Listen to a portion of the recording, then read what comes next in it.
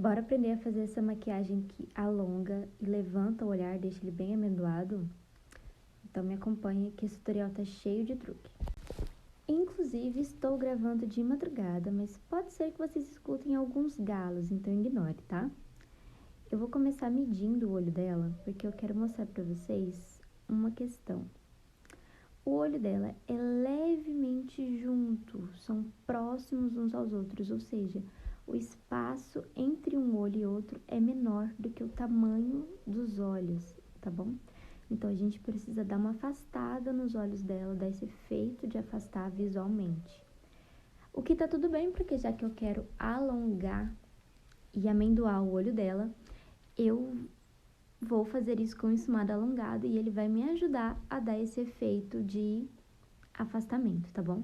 Qual que é o cuidado que a gente tem que tomar quando a pessoa tem o olho mais próximo? A gente não pode chegar com as sombras escuras até o cantinho interno do côncavo, tá? Não adianta nada alongar para o canto externo e chegar essas sombras escuras até o cantinho interno do côncavo. A gente tem que manter essas sombras, esse degradê de marrom mais longe possível ali do canto interno e do nariz, tá? Então, tô trabalhando um degradê de sombras em tons quentes. Comecei primeiro com um pincel bem fofão, não sei se vocês perceberam, mas era um pincel bem grandão, não é nem pincel de sombra, digamos assim, para fazer o primeiro tom.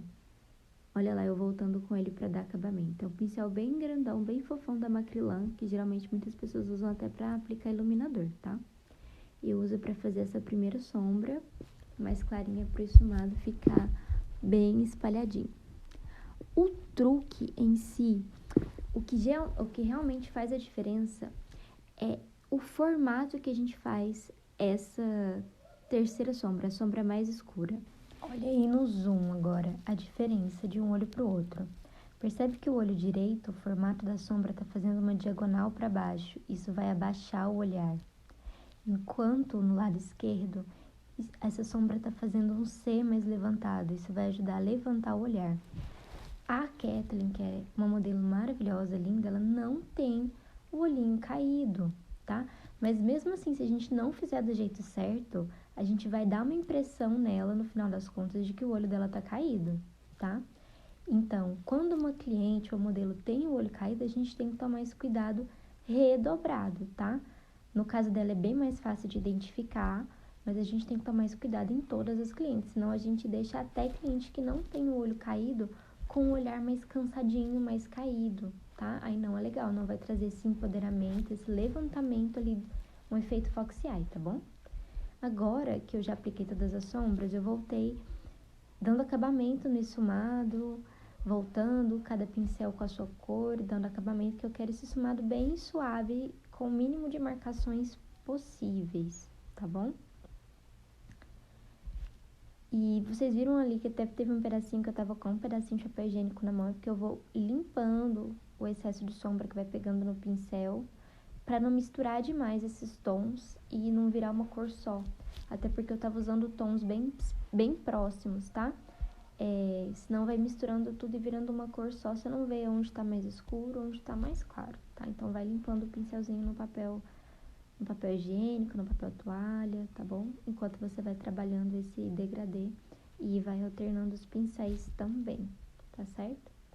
Se vocês tiverem dificuldade quanto a isso, a gente pode fazer um vídeo só explicando essa questão do degradê do esfumado.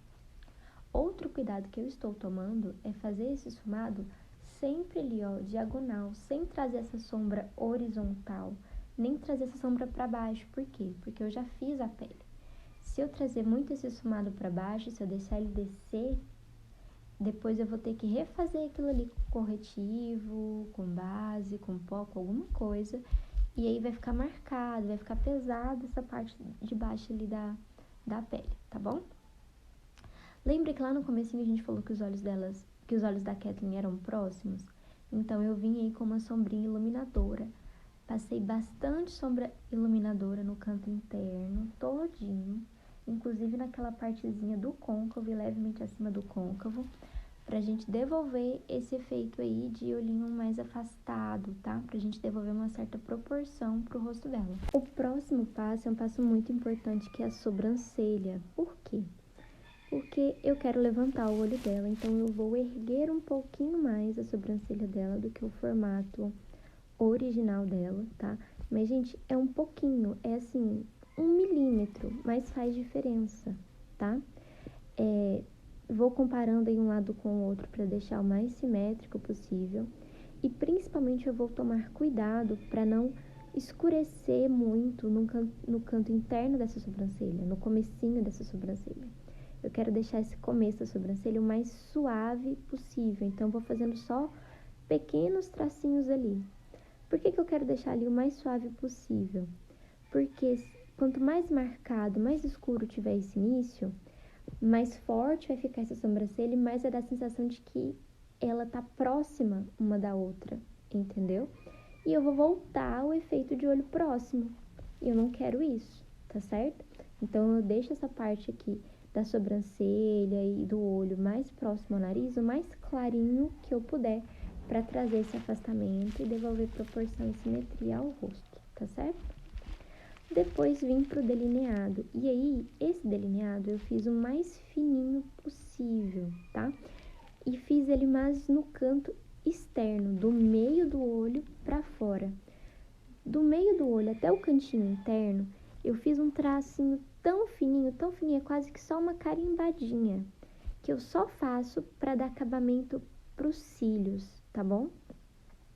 Vim aí com o rímel, e aí presta atenção que eu tô usando um aplicador descartável, tá?